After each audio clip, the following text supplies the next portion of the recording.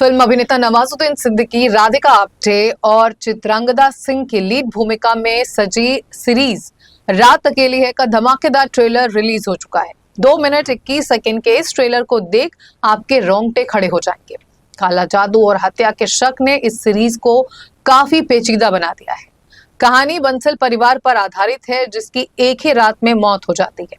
इस परिवार की एक ही सदस्य बचती है जो शायद कुछ राज छुपा रही है, और फिर इंस्पेक्टर का रोल कर रहे नवाजुद्दीन सिद्दीकी के लिए इस राज का पता लगाना टेढ़ी खीर साबित होता है।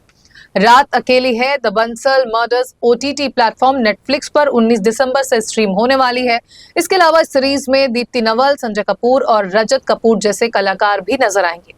रात अकेली है साल 2020 में सीरीज की सीक्वल है।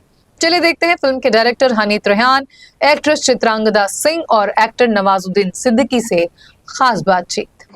सर, मेरे लिए क्या है ना कि मतलब ये किसी भी एक इंसिडेंट से जुड़ी हुई चीज़ नहीं है। फिल्म में बहुत सारी चीज़ें जो आपको फिल्म देखते समय लगेंगी, आपको सिर्फ ये एहसास या ये एक फीलिंग हो कि ये ऐसा कभी सुना है, या अच्छा इस चीज़ के बारे में मैं जानता हूँ, ये कहीं और हुआ था, ये वैसा कुछ है। क्योंकि फिल्म के जो किरदार हैं वो असली किरदार होते हैं, एंड वो किसी न किसी की लाइफ, किसी न किसी की ज़िंदगी से इंस्पायर्ड होते हैं।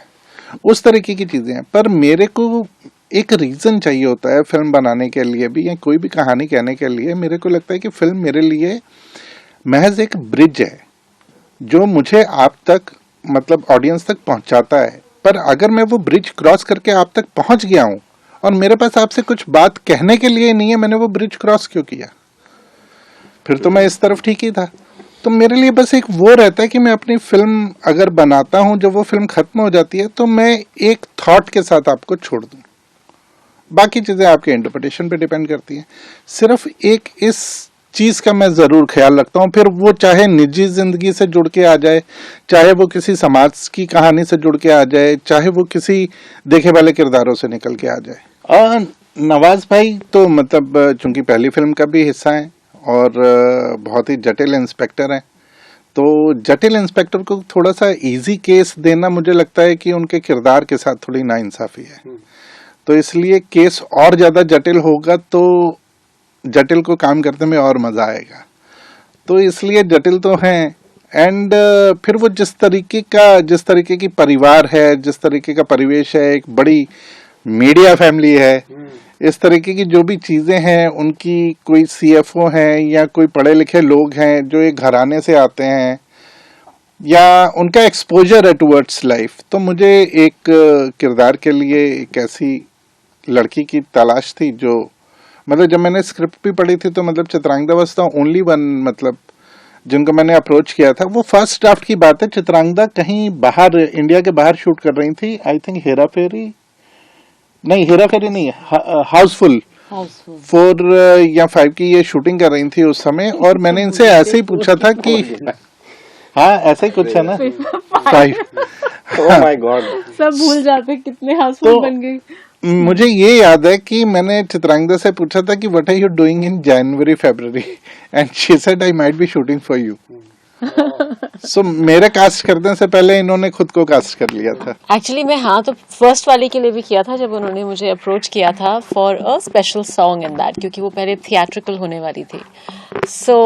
तब ऐसा कुछ प्लान था शायद कि कोई एक स्पेशल सॉन्ग करेंगे, तो उसके लिए, एंड थैंक गॉड कि वो नहीं हुआ, एंड नहीं तो मैं इसमें कास्ट नहीं होती। So when he called me again, so I think I said something like this. तो मैंने अपने आप को पहले ही कास्ट कर लिया, इससे पहले कि वो करते। He was just suggesting it, I confirmed it.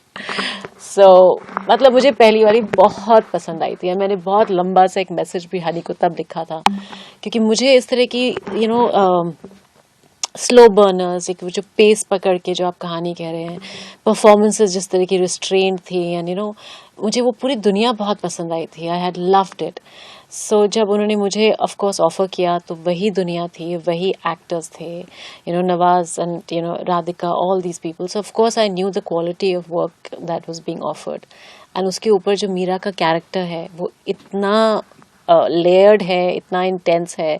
I am a sucker for such things, कि मुझे बहुत पसंद है कि इस तरह का कुछ grey in between type characters हो, सो मतलब it's a big yes yes yes yes.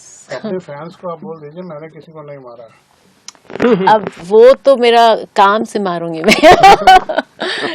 नहीं बिल्कुल बताएंगे सर, थोड़ा सा इंतजार करना पड़ेगा 19 मई तक, मैं ही बताऊंगा। सच बताऊं, एक्टर को कोई फर्क नहीं पड़ना चाहिए, मुझे तो कोई फर्क नहीं पड़ता है, क्योंकि उसका काम ना वहां तक खत्म हो जाता है जहां तक वो उसका जिस दिन लास्ट उसका पैकअप होता है वहां तक काम खत्म हो जाता है।